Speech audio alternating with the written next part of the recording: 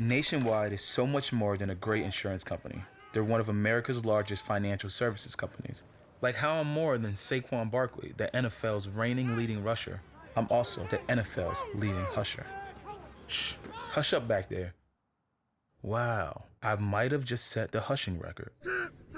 Well, almost. For your insurance and financial needs, Nationwide is on your side.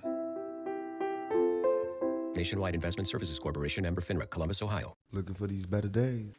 It is Tuesday, September 9th. I'm Scott Seidenberg. Here's what you need to know to make today a better day. Well, it's always a better day when we cash our same-game parlay from Monday Night Football. Congratulations to all those who tailed our negatively correlated same-game parlay, which the price varied by sportsbook. At minimum, you should have had plus 500 odds. I'm sure some sportsbooks had BetMGM here in Vegas. When Jared Smith and I played it, it was plus 600. You got an odds boost, a 25% odds boost on BetMGM, so that was good to cash that. The same game parlay was Caleb Williams to go over his completions but under his passing yards. And then you could have added the third leg that we gave out as well, which was Jordan Mason to go over his rushing yards. Mackenzie Rivers joins me here on this episode of Better Day. And Mac, as we recap Monday Night Football from last night, what was your take on the handicap here for Caleb Williams to go over his completions but under his yardage, with all of the info that I gave out on yesterday's show about the Ben Johnson offense, the average depth of target, the way that the Vikings play defense? I mean, this shouldn't have been, I should say, a sweat where we needed to get lucky after the punt to get the 21st completion on the last play of the game. This should have cashed way earlier in the game. Well, there were so many impressions and first impressions that the Bears wanted to make, and I think your handicap was dead on, because Brian Flores can make you look silly, can make you look dumb. If you take the ball and hold it for 8 seconds like Caleb Williams did last year, maybe if he wins a game, I'll remember his name. But if he would have played like he played last year, Brian Flores would have embarrassed him. There'd be pick six going the other way. But Ben Johnson did his homework, played against Brian Flores many times, and took what was available. I don't know, though. I mean, great job on the handicap, but at the end of the broadcast, Troy Aikman and Joe Buck were saying, a lot of positives to take from this. I mean, there's different ways to lose games. I was not impressed. I mean, they took some easy, chunk plays downfield. They got the pick six, which was a 10-point swing on EPA, so makes a 3-point game into a 13-point game. I was pretty underwhelmed by the Bears offense. They did the most that they could, and that's why you were able to cash with 21 completions. Well, it was a tale of two different halves for Caleb Williams, because he was phenomenal in the first half. I mean, started the game, completed, his first 10 completions, and yes, it was a lot of dink and dunks, but that was the handicap.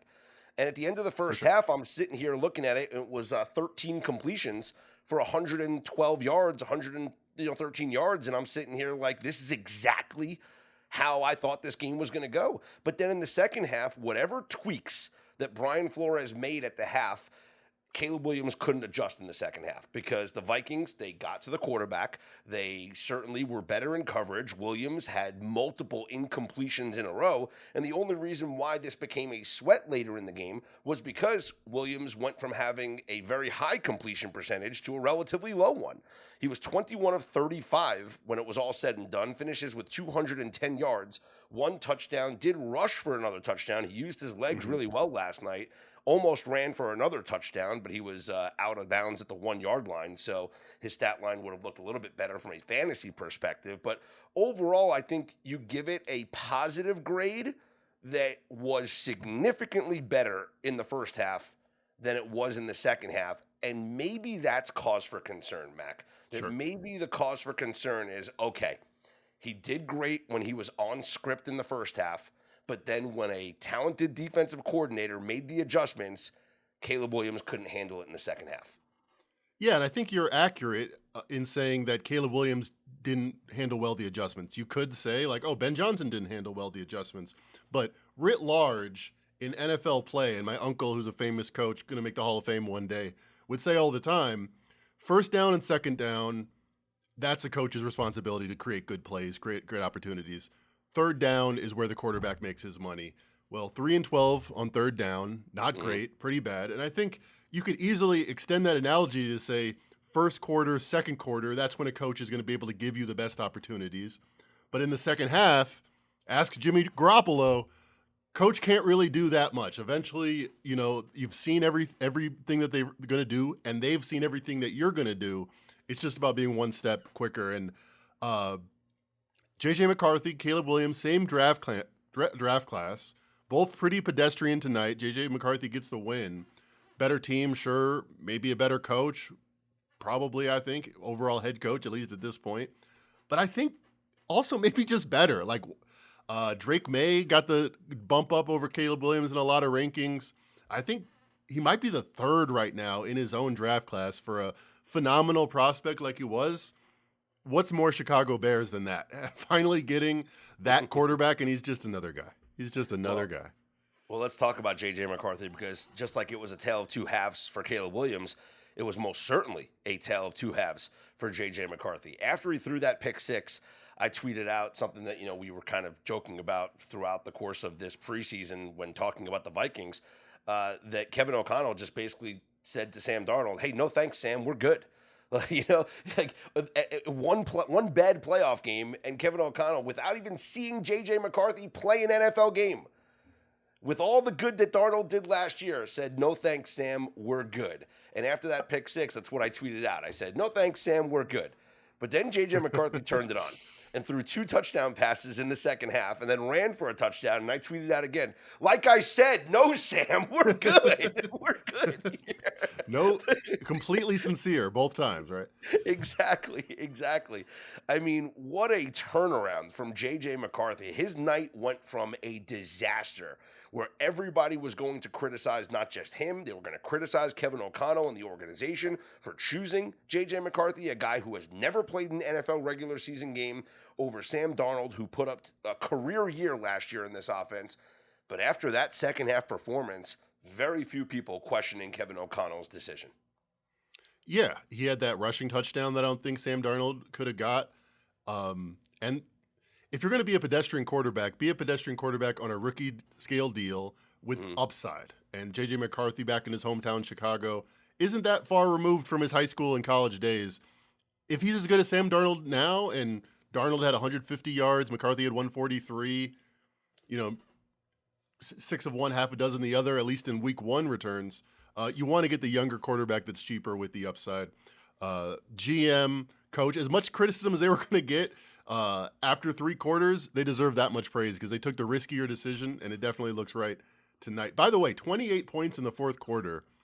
If you would have had a bet with somebody like over under more points in Sunday Night Football fourth quarter or Monday Night Football fourth quarter, one of the great pushes of all time. Yeah, a bad beat for the under. Yeah, definitely. Not a bad beat on Sunday night, but a bad beat for the under last night, as that game looked like a stone cold under. And with that Bears late touchdown, it winds up going over. And the Vikings do cash no matter which way you played them, because they were -1.5 in the summer. Then they wind up going to be the dogs, and then it closes at a pick'em. So congratulations, the Vikings winning that football game. Now let's look at both of these teams moving forward. In week number 2, the Bears are at the Lions. So you have Ben Johnson going up against a team that is extremely familiar with him. And I'm seeing Detroit as a 4.5-point favorite. And then for the Minnesota Vikings, who get the win here, they now have to host the Atlanta Falcons. And Minnesota is a 4.5-point favorite in their game. At least these are the early lines here that I'm looking at. So what do you think about both of these games? Let's start with the Bears and the Lions. It's nice with week 2 lines that we've kind of like week 1 lines. We've had these lines available for the last couple of weeks. They tend to post them early. So it's a kind of easy way to say, what does Vegas think about these teams? And it's clear. Maybe the Bears were upgraded. I think more likely the Bears were neutral, and the Lions have been considerably downgraded because this was 5.5 in the summer, 5.5 all the way up till Sunday.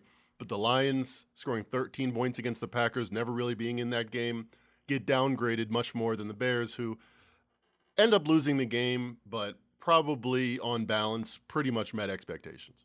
Yeah, and the Vikings, by the way, up on DraftKings, they moved to 5.5-point favorites on that Sunday night game over the Falcons. I'll tell you what, that total is 45.5 for Sunday night.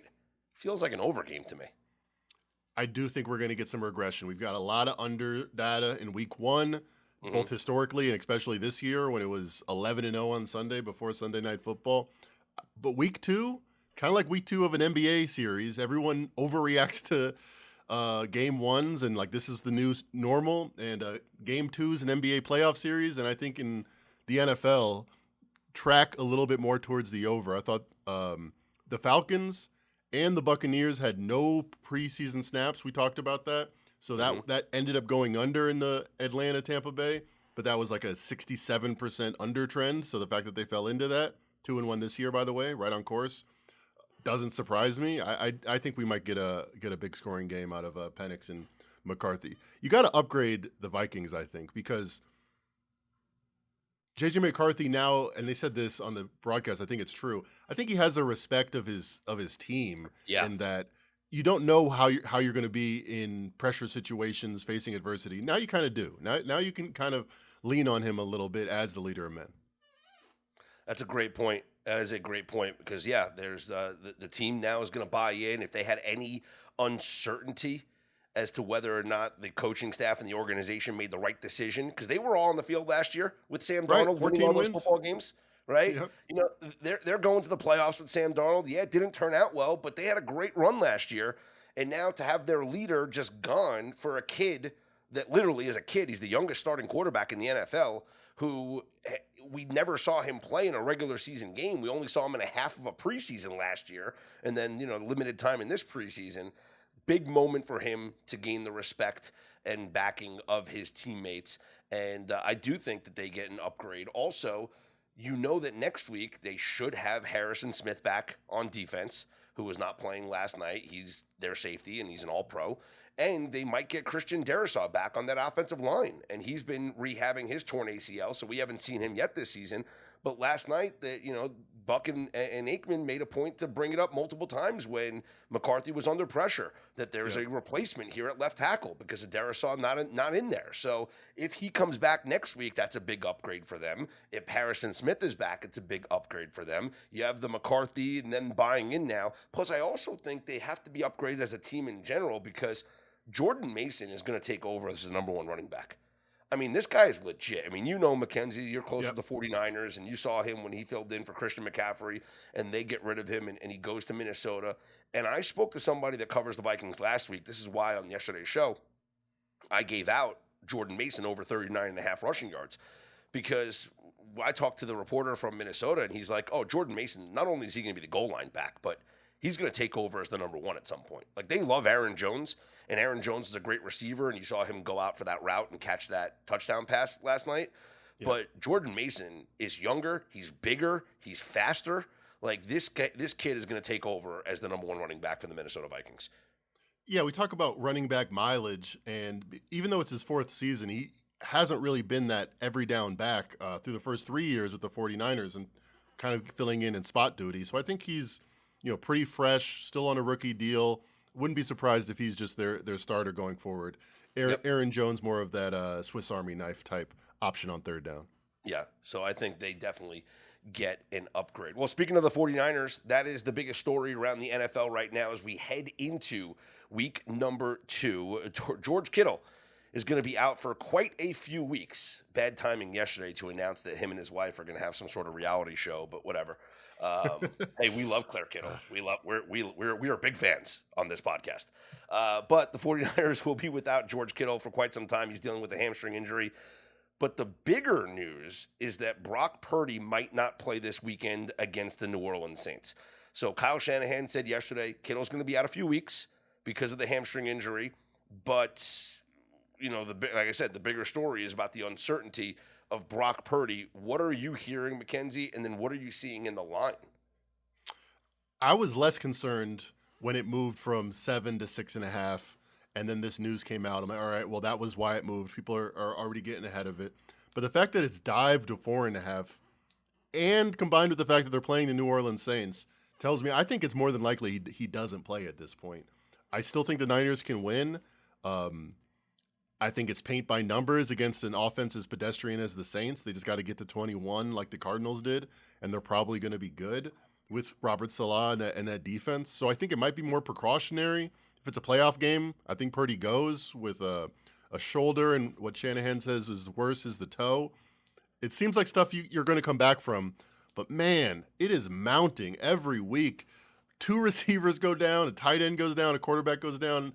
Why doesn't this happen to other franchises? Why can't I just like support my team like every other fan without just counting it's like freaking Gone with the Wind when they pan out and there's like 50 bodies just on the street or 500 bodies. That's what it's like being a 49ers fan. Yeah, it seems like it's not like I don't want to say that the 49ers are disrespecting the New Orleans Saints, but Mac Jones can get the win there. You know, like they could win against the New Orleans Saints with Mac Jones at quarterback. The way that the defense is playing, as you mentioned, Robert Saleh, who is the favorite right now, with the odds opening up for the AP NFL Assistant Coach of the Year. Robert Saleh is a plus 750 favorite to win that award. They can beat the New Orleans Saints, and yes, the 4.5 might be attractive because the Saints almost covered, but that was the Cardinals last week, and Spencer Rattler, with the exception of that one throw at the end of the game that should have been caught for the game-tying touchdown, he was not impressive at all. So this is still one of the worst quarterback situations in the entire NFL. I think Nick Bosa is going to have a field day on this against this New Orleans Saints offensive line. So I don't think that the Niners will have an issue without Brock Purdy. Yeah, I think that game was a little bit closer than it might have seemed, especially if you're just watching the highlights, because they did have that play that could have tied it. But if you look at the live projections from NFL, it was never even a 10% chance that they would win. If they would have to get the miracle touchdown and get the tie. Cardinals threw for like 80% of their yards in the first half, only scored 3 points in the second half. Felt like they just got out of Dodge, but they were in control. I think the Niners will be like them as well. By the way, you mentioned coach odds, and I just had to look it up because I was curious. Do you know who the favorite is right now for Coach of the Year? Liam Cohn. Can you explain it? Like he won one game. He won a game. No it makes absolutely no sense. Because like Coach of the Year, I guess somebody's got to be the favorite. Yeah, Coach of the Year goes to the guy that like it's you defy expectations, right? That's the thing. So it's you defying expectations. Liam Cohn winning a game for the Jaguars against the Panthers is not exceeding expectations, right? So how is he the favorite now? Yeah. No, if anything, like I'd probably say I'd give the nod right now if I'm choosing just based off of week 1 performances is Shane Steichen. Yeah. Right? Yeah. Colts looked incredible. They got to be the best story in week number 1. They literally set offensive records with a quarterback who 90% of the country thinks is probably the worst starting quarterback in the league, especially if you live in the New York area. Shane Steichen 12-1, so he's not far behind. He's tied for the 4th favorite. How about Kevin O'Connell? I mean, if you can do it with anybody, with the guy off the street, he's 40-1. I think he should be in the race. All right, week 1 stats, advanced numbers, not including the Monday night game. The Baltimore Ravens were the number 1 EPA per play offense in the NFL. Close second, the Indianapolis Colts, followed by the Chargers, the Buffalo Bills, and at 5, Mackenzie, the 5th best EPA per play offense in week number 1. San Francisco 49ers. The New York Jets. Okay, all right. Pretty good. I mean, let's be honest. Like, no kidding aside, the Jets offense looked good. Like, Justin Fields played well, and if not for them fumbling a kickoff after Aaron Rodgers threw that 1 touchdown pass, they probably win the game. Because what happened was they fumbled the kickoff after the Steelers touchdown. 2 plays later, the Steelers score another touchdown. That's because the Jets defense was absolutely gassed, had to come back on the field after that quick turnaround. But in the first half, the Jets offense didn't punt in the first half. They scored on every possession. You know, this was a very impressive performance, I think, from the Jets. All the metrics that I look at, Kevin Cole, for example, had it 27-22 Jets, so they should have won by 5. And PFF also said the Jets should have won by 6, 33-27. I guess it's the best of all possible worlds if you're thinking long-term for the Jets and your draft pick and everything. But I don't know. It would have been nice to get a win in the opener at home, especially against Aaron Rodgers.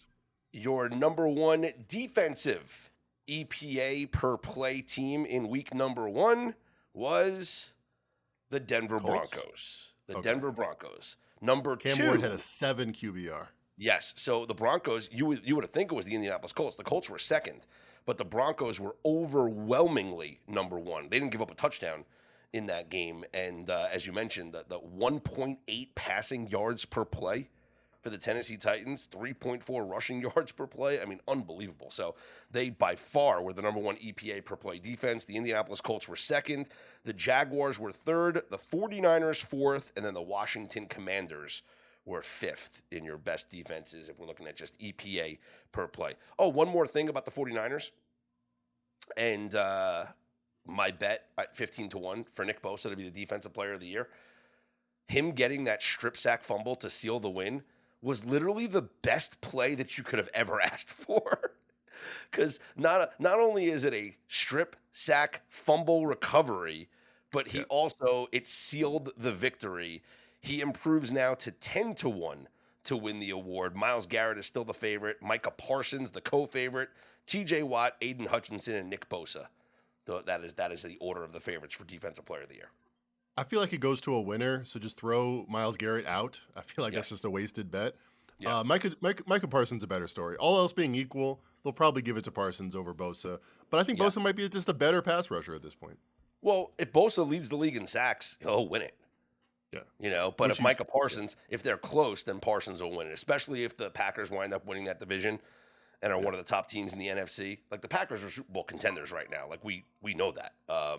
But it's just, Parsons could have an impact. But the Niners, I'm looking it through my fan-colored glasses, but just the EPA numbers, they had the second biggest gap between their offense and their opponent's offense of any team. They only won by 4 because that's what they do. They miss field goals and have turnovers at the bad possession. But only the Colts and the Dolphins had a bigger gap. Just looking at offense, not turnovers, not anything.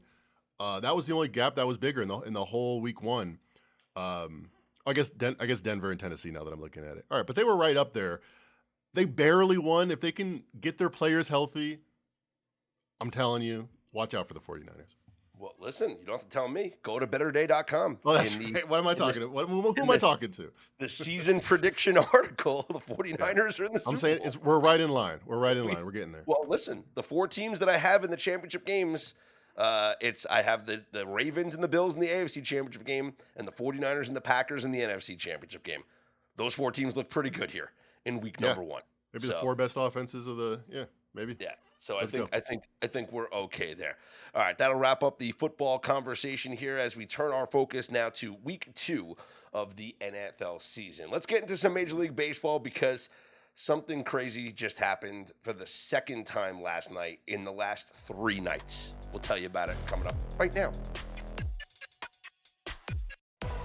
For the second time in 3 games, the Los Angeles Dodgers have lost a no-hitter in the 9th inning. You can't make this stuff up. Now, the other night in Baltimore was one of the more historic losses you will ever see. When Yoshinobu Yamamoto took a no-hitter to the 9th inning, Dodgers were up 3-0. 2 outs in the bottom of the 9th. He gives up a solo home run to Jackson Holliday. That no-hitter's gone. Orioles then score 3 more runs with 2 outs. They win the game 4-3. By the way, imagine having the Dodgers on the money line on Saturday or Friday, whenever that was, and then having the Ravens on the money line on Sunday Night Football. Like 2 of the most ridiculous losses ever that occurred, and you lost them both. Like the win You would only percentage feel was better if it was a parlay, because then 1 loss is just as good as 2. So you're just laughing like, at the TV at that point. But you were literally over 99% win probability in both of those games. So think about that. In a 2-night span, in 2 different sports, we had win percentages of over 99% lose. Dodgers losing to the Orioles the way that they did, and the Ravens losing to the Bills the way they did. Crazy, right? And people talk about like the models are old or there's some reason. I think it's because it's TV. I think it's something about the bright lights, and I know these guys have done it before. Mm-hmm. But like this doesn't happen at like 1 p.m. on a Tuesday. Like this seems to happen at the most premier organizations, I guess they don't play football on Tuesday, but you know what I mean. It seems like the brighter the lights, it's always Joe Buck calling the game. It's always something like that before these unbelievable events tend to happen. Yeah. Elsewhere yesterday, we did give out on the website Nolan McLean over 5.5 strikeouts. He finishes with 5 strikeouts. And just an upsetting loss for us. It was plus money at the 5.5, and I actually had some people tweet at me, "Why is it plus money?" And I was like, "Well, I don't know, because the Phillies, the Phillies had a bunch of guys out of their lineup. No Trey Turner in the lineup dealing with an injury. You know, this was no Alec Boehm in the lineup as well. Like the Phillies are just banged up right now, and so you had a lineup last night that featured Max Kepler, Bader, Stott in the lineup. Always Stott's in the lineup, but Sosa and Otto Kemp. So you had like 3 or 4 replacements in that lineup last night, and he finishes Nolan McLean with 5 strikeouts. Had 2 strikes on Castellanos before he got pulled from the game. Castellanos flew out in the bottom of the 6th inning. 2 strikes, and I'm just screaming at the TV, "Just bury one, please. Just bury a curveball in the dirt." Castellanos is going to swing and miss at it. And what happens? He throws the curveball in the dirt. Castellanos doesn't swing. So now I'm like, oh boy. What are we going to throw to him now? Because a 2-strike pitch, he didn't swing at it.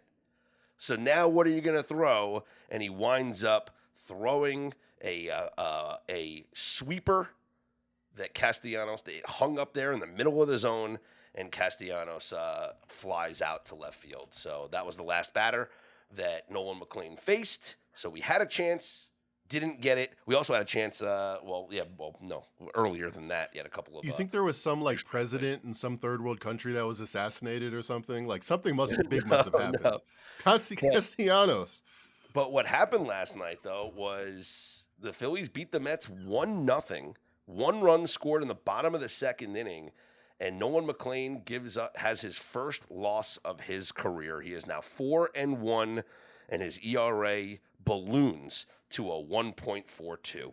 So still a tremendous start to his career, but he does pick up his first loss as the Mets do fall to the Phillies. They're not winning that division anyway, but you're Right. obviously sweating out wild card standings and whatnot. If we look at the wild card standings in the National League, Mets are 3 games up now on the San Francisco Giants. So don't look now, but the Giants are surging up here in the wild card standings.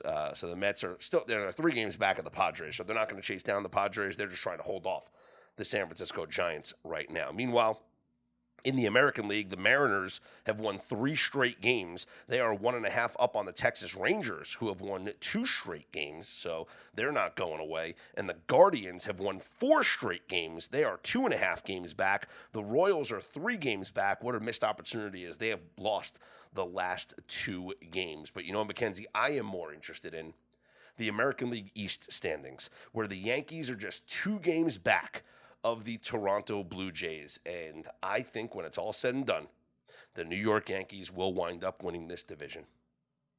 That's the bet.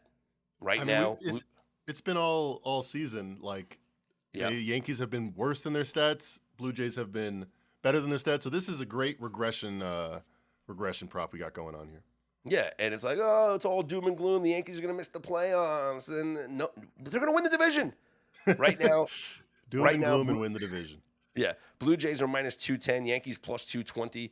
I do think the plus 220 is worth a look here on the New York Yankees to win the division. If we look at the remaining strength of schedule across Major League Baseball, the easiest schedule in baseball remaining is the Washington Nationals. No one cares. The fifth easiest schedule remaining in Major League Baseball, the New York Yankees. Useful. The Yankees. And what about the Blue Jays? The Blue Jays, they're middle of the road. They have the 12th most difficult strength of schedule remaining. That actually tells me I think the Yankees are a good bet at plus 220 because I thought the only difference in those odds was Blue Jays have a 2-game lead, but the Yankees are a better, higher power rated team. If the schedule can even that out a little bit, the 2-game lead, the power rating should get us to the finish line. Yeah, 19 games left for the Yankees. They have 3 against the Tigers, 3 against the Red Sox, but then they also have 3 against the White Sox, 3 against the Twins, and 7 against the Orioles. Now, the Orioles, that could be tricky. The Blue Jays, meanwhile, they have 3 against the Red Sox, 3 against the Astros, fighting for their division, 3 against the Royals, fighting for a playoff spot, 3 against the Rays, 3 against the Orioles, and 7 against the Tampa Bay Rays. So both teams have 19 games left. Yankees with a significantly easier schedule than the Toronto Blue Jays. Yes, at plus 220, the Yankees to win the American League East would be the play. Now, the problem that you have, though, is they can't be tied. Tiebreaker, sure. Because the Blue Jays have the tiebreaker.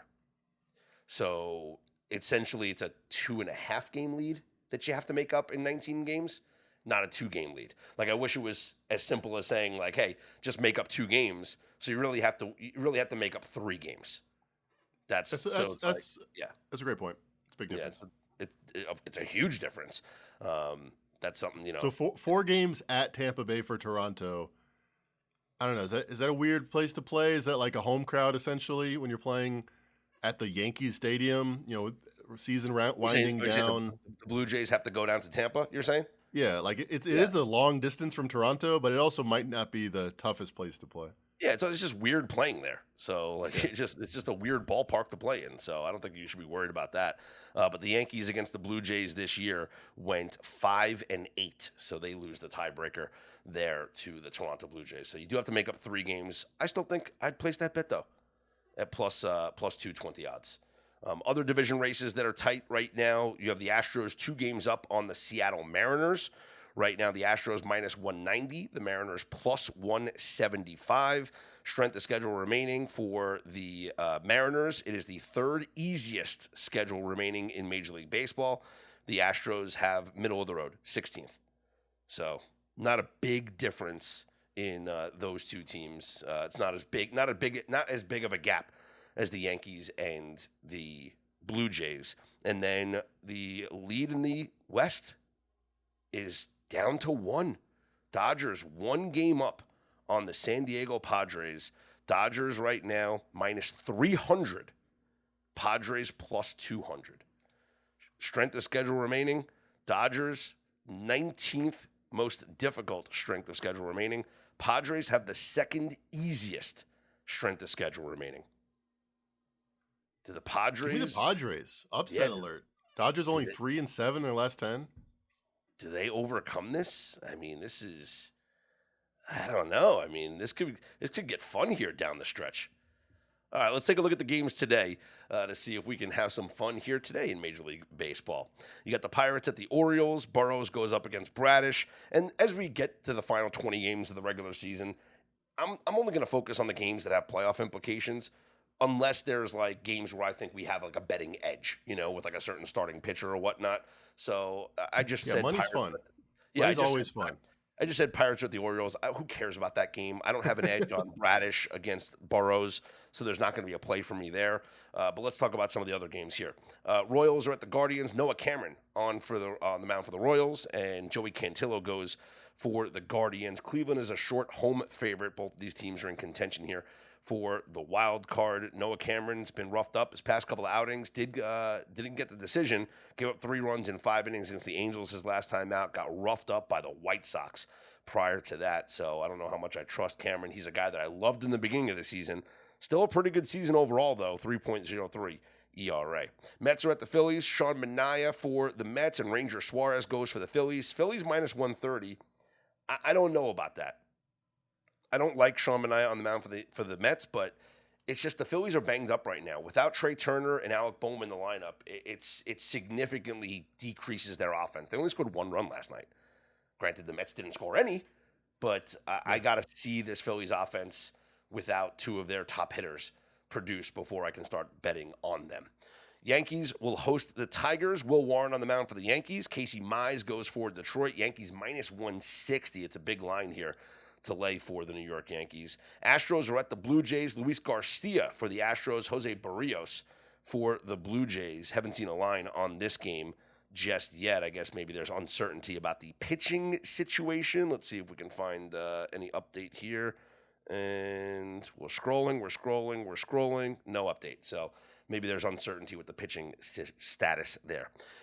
Cade Horton goes for the Cubs against Spencer Strider and the Braves in Atlanta. Horton is a Rookie of the Year candidate, and this is a -110 split both ways. After the Braves won last night, I might be looking to fade Strider here and go with the Cubs in this one. Let's see. Rays are at the White Sox. Adrian Hauser for the Rays, and the White Sox at home will counter with Yoendris Gomez. Rays still somewhat in the mix here. Brewers, not sure of their pitching situation just yet. They'll be at the Rangers. Jack Leiter scheduled to go for Texas. Let's see. We have the Reds at the Padres. Zach Littell on the mound for the Reds. Michael King for the Padres. Padres -180. This is going to be a Padres play for me. I will probably do a Padres first 5 or a Padres team total to go over as we continue to ride the fade Zach Littell train, Mackenzie. Again, this is a guy who his underlying metrics have just been bad all season, and we have been just running back to the window to fade Zach Littell as he has been a regression candidate for quite some time, and he has rewarded us over the past several starts for him. I love betting unders. I love fading players. I feel like the market catches up much slower when it's not fun, and it's not fun to be a Reds fan with Zach Littell on the mound. Mariners will send George Kirby to the mound when they host the Cardinals. Mariners are -215. Red Sox are at the A's. Dustin May for the Red Sox. Jeffrey Springs goes for the A's. It's a -110 split both ways.